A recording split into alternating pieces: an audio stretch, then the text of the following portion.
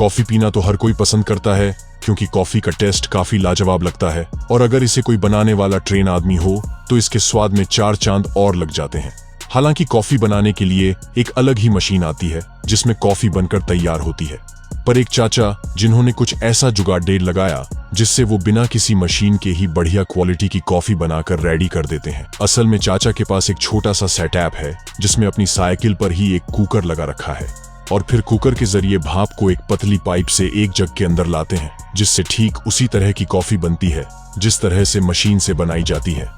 वाकई में इस चर्चा के दिमाग को सैल्यूट है और इनकी मेहनत को भी।